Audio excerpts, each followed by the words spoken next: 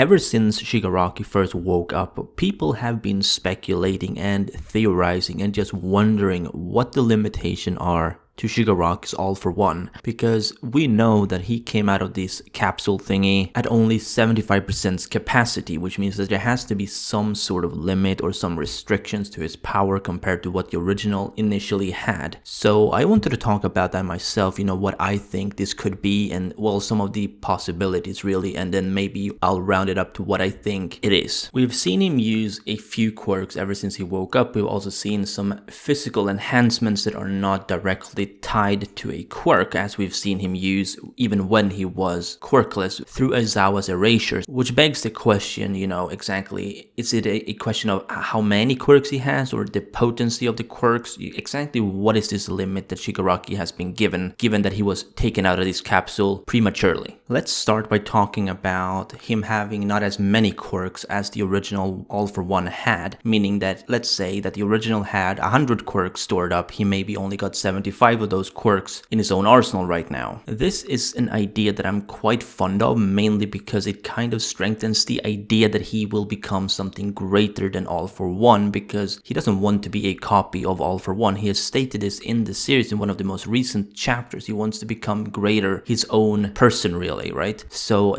I just don't like the idea of him having the full arsenal that the old All for One actually had. Instead, he should really be getting his own set of quirks, in my opinion, which means that if he lost out on some of the opportunities that the old All for One had, well, he's going to have to find new quirks that are way more suited to Shigaraki himself, which can then in turn, of course, turn Shigaraki into this supervillain that is more revered than All for One ever was. That is obviously what Shigaraki wants, and I do think that is going to happen before the series is over. I definitely see that happening, especially given how Horikoshi has shown that there are some major parallels between Deku and Shigaraki. If Deku wants to become the greatest hero, obviously Shigaraki wants to become the greatest villain, and I do think that is going to happen, and that is where Deku is going to find his moment to become the greatest hero. So for him not to have his own set of quirks would feel more of like a rehash of the old All for One, except it's by a new user, if you will. I do definitely believe that having his own quirks, not relying on the quirks that he was given by somebody else, is going to turn him into a much better villain, but that's just me. Now, the second idea I want to talk about is the idea that his quirks will have a much lower potency than the original All for One had when he refined these quirks before giving them up to this machine or this capsule that Ujiko is in control of. This idea is something I'm personally not a huge fan of, but the reason why is actually because I just don't feel like him just having a lower potency would really sell him as a stronger villain than the original All for One was. Granted, he could still be getting his own quirks and he could still